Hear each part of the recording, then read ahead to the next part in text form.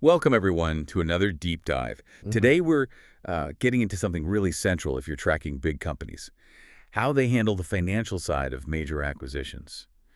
We've got this great visual map. It really helps cut through the complexity. Oh, absolutely. This map is it's a fantastic tool. It takes what's often a really dense part of financial reporting and kind of lays it out clearly. It helps you get a quick handle on stuff that, often trips people up, helps you see the strategy behind it all. Okay, yeah, let's unpack it then.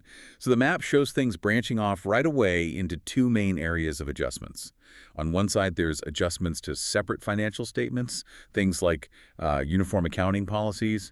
Making sure everyone's singing from the same hymn sheet, basically. Exactly. And also things like investment property valuation for the consolidated view. Important for consistency, right? Definitely vital for that internal consistency. Yeah. Hmm. But when we talk about the really big shifts, the acquisitions, that's where the second branch comes in. Goodwill on acquisition. Hmm. This pops up specifically when one company buys another. Yeah. And honestly, this is where it gets strategically very interesting. Right. Goodwill. So to really get goodwill, the map breaks down its building blocks. You've got the consolidation adjustment first. That's basically the mechanics of blending the acquired company's books into the parents. Okay. Merging the numbers. Pretty much. Then there's the calculation itself, and that involves the consideration transfers, simply, what was actually paid. And critically, you look at the identifiable assets and liabilities that were bought, Yeah. and you figure out their fair values. And that right there, that's kind of the key insight. Goodwill is essentially what you paid minus the fair value of those net assets you can identify.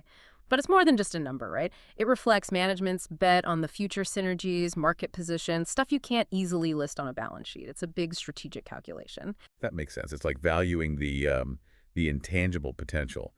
But okay, once you have those initial fair values, what about these fair value adjustments? Are they tweaks or something more significant? Good question. They're a distinct step, usually after that first assessment during the acquisition.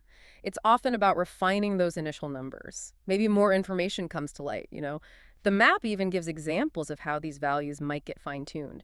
It shows that valuing a business isn't always a clean, one-time thing on day one. Right. It can evolve a bit. Yeah. So after all that, how does this goodwill actually appear in the accounts?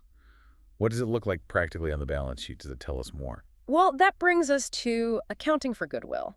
And the overview highlights two main outcomes you'll see. The most common one is positive goodwill. That's when the purchase price, the amount paid, is more than the fair value of those identifiable net assets. Okay, paying a premium?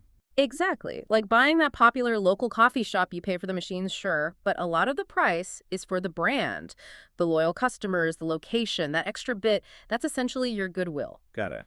Then, much less common, but really interesting, is a bargain purchase.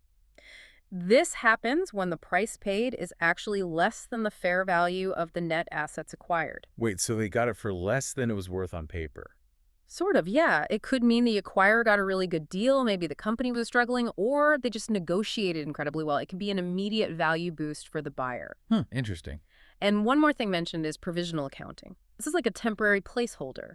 It gives companies some breathing room in those early stages to finalize all those complex fair value numbers without holding up their regular financial reports. Okay, so putting it all together, understanding these adjustments, Yeah. especially goodwill calculation Yeah. and how it's accounted for, it's really fundamental. Mm. It helps you see beyond the headlines of a merger and understand the company's real financial position and, well, its strategy. Absolutely. It's not just accounting jargon. It tells you a lot about perceived value and future expectations, which actually leads to a key question for you, the listener, to think about.